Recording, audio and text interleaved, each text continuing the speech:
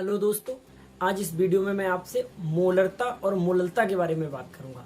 नॉर्मलता के आगे का ये भाग है। नॉर्मलता पे कल एक वीडियो अपलोड किया था, वहां से आपने देख लिया होगा। ठीक है, अब आज मोलरता और मोललता की बात करने वाला हूं। ठीक है, आइए बात करते हैं। तो मोलरता बराबर होता है विलेय पदार्थ के मोल बटे बिलियन का आयतन लीटर। ठीक है, अगर इसकी डेफिनेशन दी जाए तो यहां से लेके चलिए। 1 लीटर बिलियन में किसी विलेय पदार्थ के 1 लीटर बिलियन में किसी विलेय पदार्थ के जितने मोल घुले होते हैं उसे उस बिलियन की मोलरता कहते हैं। ठीक है, 1 लीटर बिलियन में किसी विलेय पदार्थ के जितने मोल घुले होते हैं उसे उस बिलियन की मोलरता कहते हैं। ठीक है, इसे एम से प्रदर्शित करते हैं, कैपिटल एम से रिप्रेजेंट करते हैं। और इसकी इकाई, ठीक है, एक तो हो सकती है मोल प्रति लीटर, मोल प्रति लीटर, और सेकंड हो सकती है अगर यहां से ता हटा दें तो क्या बचेगा, मोलर। मोलर भी इसकी एक इकाई हो सकती है। ठीक है, अब बात करते हैं यहां से मोल। मोल बराबर होता है भार बटे अणुभार। तो इससे एक फार्मूला और बन सकता है, वो क्या, अगर मैं इस मोल की जगह रख दूं भार बटे अणुभार, तो ये किसका भार होगा, तो भार होगा विलेय का। तो आएगा विलेय पदार्थ का भार, बड़ी रहता काय में, ग्राम में। ठीक है, ग्राम बटे, ठीक है, विलेय पदार्थ का भार, भार बटे क्या आएगा, अणुभार। विलेय पदार्थ का अणुभार, और पूरे के बटे में क्या आएगा यहाँ पे, ठीक? ये मोल की जगह मैंने ये भार बटे अणुभार कर दिया, और ये पूरे के बटे में क्या आएगा, बिलियन का आयतन लीटर में। तो अगर मैं ये लिख दूं बिलियन का आयतन लीटर में, ठीक है, ये देखिए, अगर मैं इसके नीचे 1 मान लूं, 1, तो ये भिन्न के नीचे भिन्न हो गई। और जब कहीं ऐसी कंडीशन आती है तो इसे पलट लेते हैं, नीचे का ऊपर, ऊपर का नीचे, तो क्या आ जाएगा, ये 1 कहां चला जाएगा, ऊपर बटे, और इसके नीचे ये क्या आ जाएगा, इसके नीचे आ जाएगा बिलियन का आयतन लीटर, बिलियन का आयतन लीटर। ठीक है, ये हो गया इसका एक और फार्मूला जिससे हम लोग आंतरिक प्रश्न करेंगे। ठीक है, या इसका एक सूक्ष्म रूप और लिख सकते हैं, कैसे, मोलरता, इसे एम से रिप्रेजेंट करते हैं, एम इक्वल भार डब्ल्यू से बट्टे अणुभार एम से, ठीक है, गुणे 1 बट्टे बी आयतन। ये इसका सूक्ष्म रूप हो सकता है। ठीक है, तो ये तो हो गई मोलरता की बात। अब बात करते हैं मोललता। ठीक है, मोललता में जैसा कि हम देख रहे हैं, मोललता बराबर विलेय पदार्थ के मोल बट्टे विलायक का भार किग्रा में। यही बात आपको बहुत अच्छे से ध्यान रखनी है, यही कंफ्यूजन होता है।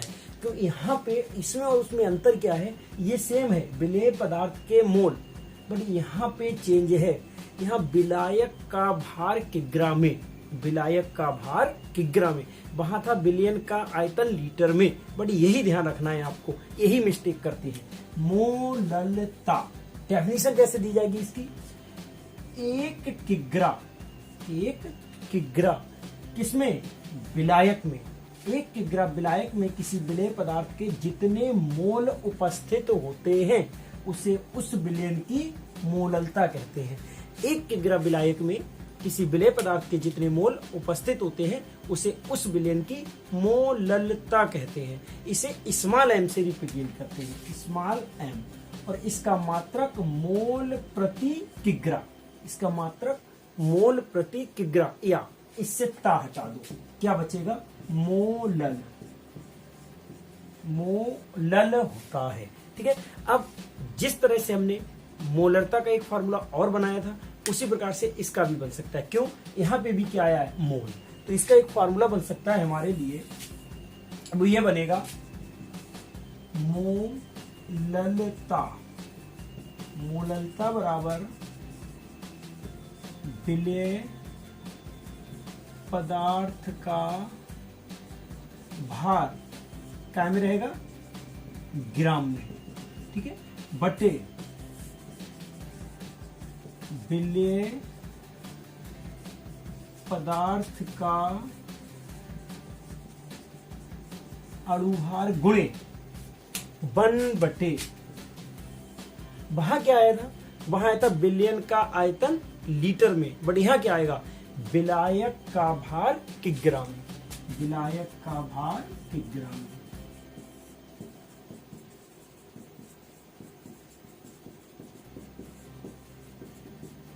विलायक का भार किग्राम में, एक ये फॉर्मूला आ गया।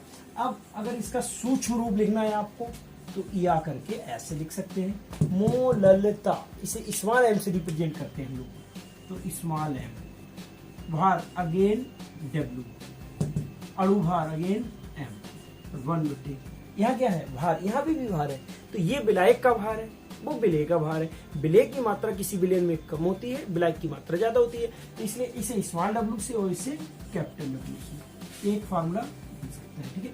अब इससे रिलेटेड हम लोग 2 या 3 आंकिक प्रश्न, जैसा कि पहला ये आंकिक प्रश्न है, इस प्रश्न में बोल रहा है 500 मिली जलीय विलयन में 1.4 ग्राम नाइट्रोजन उपस्थित है, तो इस विलयन की मोलरता ज्ञात कीजिए। अब आपको देखना है, एक बिलियन है आपके पास, एक बिलियन है। पहले मैं आपको बता दूं बिलियन बनता कैसे है। बिलियन बनता है विलेय से, ठीक है, और विलायक से, विलायक से, विलेय सॉल्यूट, विलायक सॉल्वेंट, विलयन सॉल्यूशन, ठीक है। तो एक जो विलयन होता है इसमें विलेय और विलायक दोनों उपस्थित होते हैं। अब यहाँ पे बोल क्या रहा है, 1.4 ग्राम नाइट्रोजन, विलेय कौन होता है, जिसकी मात्रा कम होती है वो विलेय होता है, मतलब जिसे घोला जाता है वो विलेय, और जिसमें घोला जाता है वो विलायक, ठीक है। तो 1.4 ग्राम नाइट्रोजन उपस्थित है किसमें, 500 मिली जलीय विलयन में। तो विलयन, विलयन का आयतन कितना है, 500 मिली, 500 मिली, 500 ml क्या का जलीय विलयन, जलीय विलयन, विलयन का आयतन है 500 मिली, और कितने ग्राम इसमें नाइट्रोजन घोला गया है, 1.4 ग्राम नाइट्रोजन। कह रहा है इस प्रकार से जो विलयन बन के आया, ठीक है, उसकी आप मोलरता बताइए। तो मोलरता के लिए एक हमारे पास फार्मूला है, मोलरता बराबर विलेय पदार्थ का भार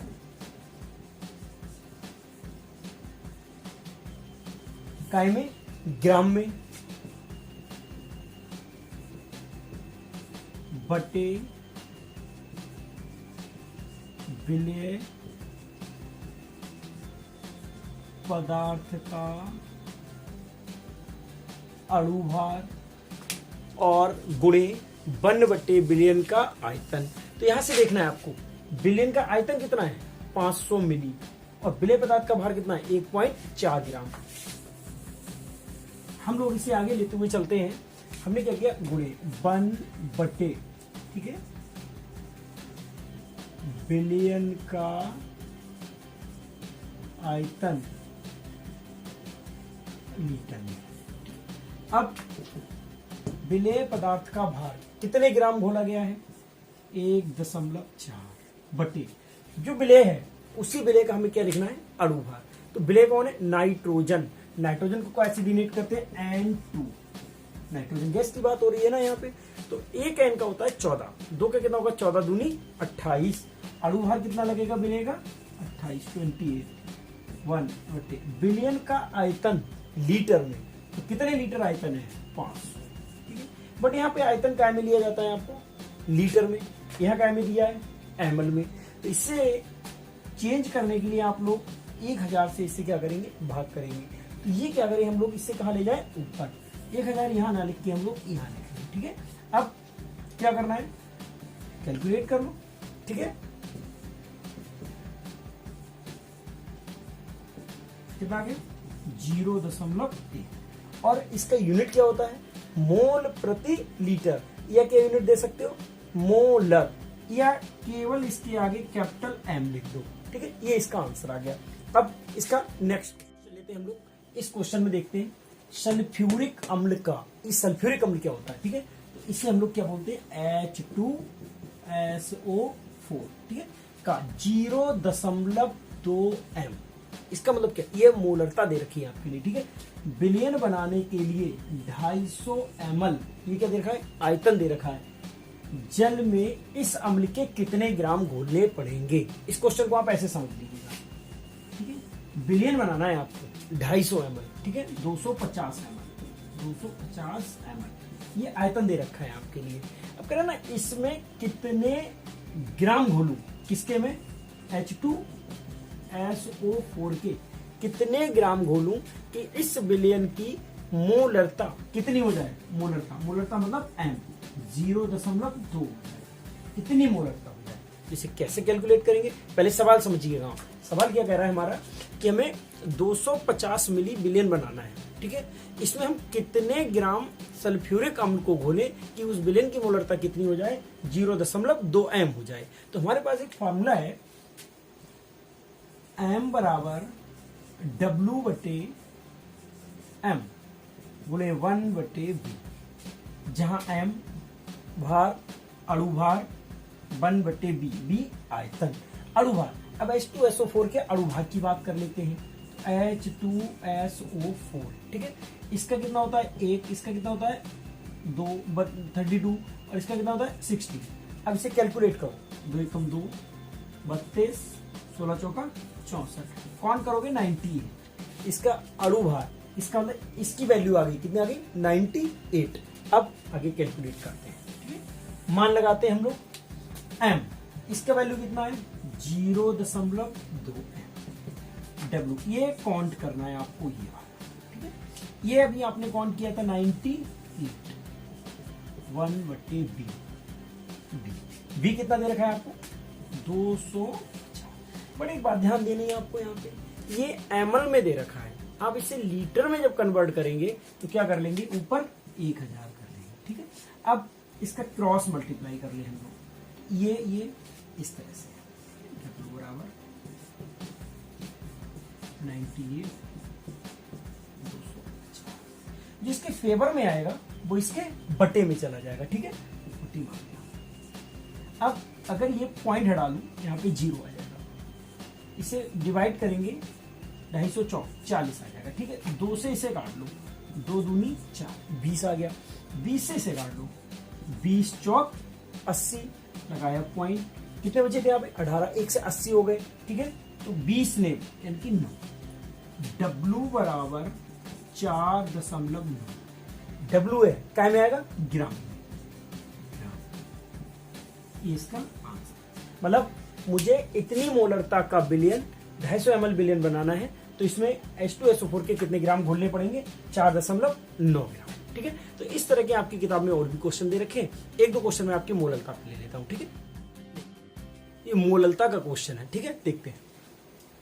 10 ग्राम कास्टिक सोडा, ये क्या होता है, ये था NaOH। 10 ग्राम कास्टिक सोडा को 500 ग्राम जल में विलय किया गया। यहां पे बहुत अच्छे से समझना है कि 10 ग्राम कास्टिक सोडा, तो ये कौन हो गया, विलय। ठीक है, कितने ग्राम में, 500 ग्राम जल में, ये कौन हो गया, विलायक। तो ये विलायक का भार है, ये विलय का भार है। तो घोला गया, तो जो भी विलयन बन के आया उसकी हमें क्या निकालनी है, मोललता। इसका मतलब यहाँ पे अगर मैं देखूं तो विलय का भार दे रखा है, विलय कौन है, NaOH, तो NaOH का भार। ठीक है, यानी कि W की वैल्यू दे रखी है, कितनी दे रखी है 10 ग्राम। आगे 500 ग्राम जल में, मतलब उसमें घोला गया, तो वो विलायक का भार दे रखा है, विलायक का भार बराबर कितने ग्राम दे रखा है, 500 ग्राम। ठीक है, अगर तो विलयन की मोललता ज्ञात कीजिए। तो मोललता के लिए एक सूत्र था, मोललता सांद्रता बराबर विलेय पदार्थ का भार बटे विलेय पदार्थ का अणुभार गुणे 1/, विलायक का भार किग्रा में। ठीक है, ये फॉर्मूला था आपका।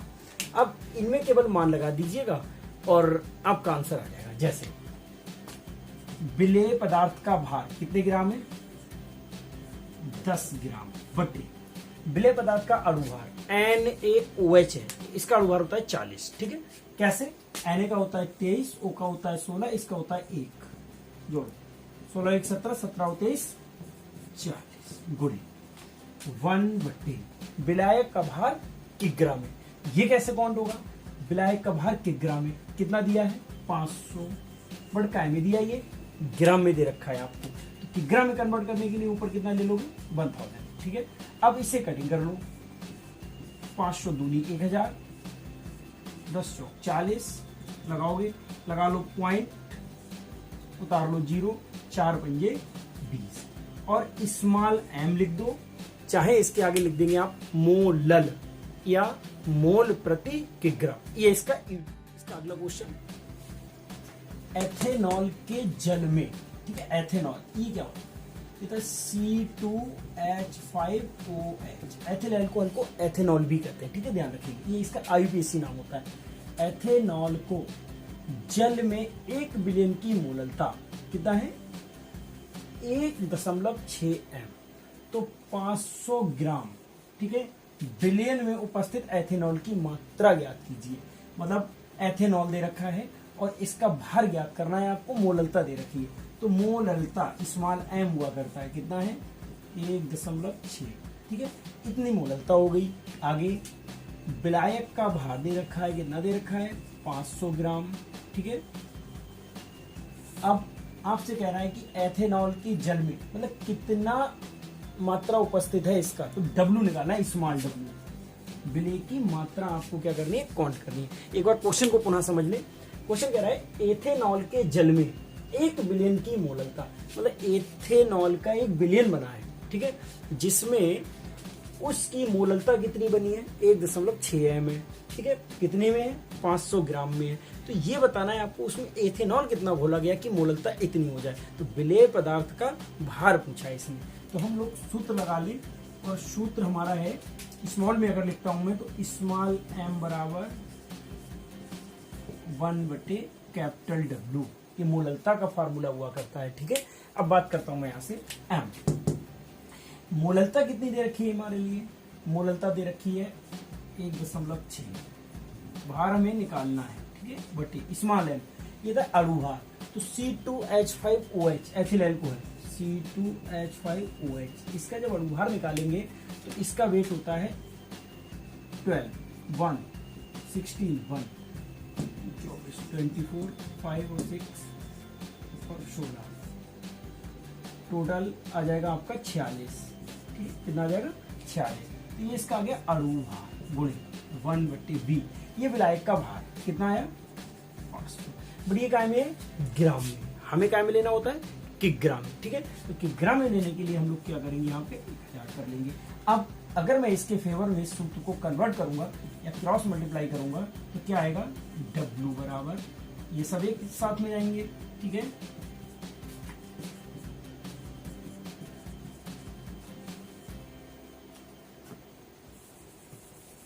ये इसके फेवर में ये था, ये कहा जाएगा, बटे, ये आ जाएगा यहाँ पे। ठीक है, 500 दूनी और 2 अट्ठे 16, 0.1।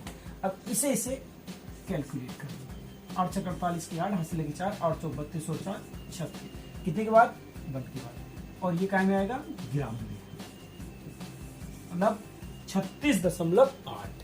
ये इसका आंसर आ गया कटने के बाद, 36.8। ठीक है, इतने ग्राम उसमें एथिल अल्कोहल उपस्थित होगा। अब एक कल वीडियो अपलोड करूंगा जिसमें मैं आपको आपका एक मोल प्रभाव, मोल फ्रैक्शन बहुत ही इंपॉर्टेंट टॉपिक है, उस पर बात करूंगा। लेकिन सबसे पहले वीडियो लेने के लिए मेरे चैनल को सब्सक्राइब जरूर कर लेना। आज के लिए इतना ही।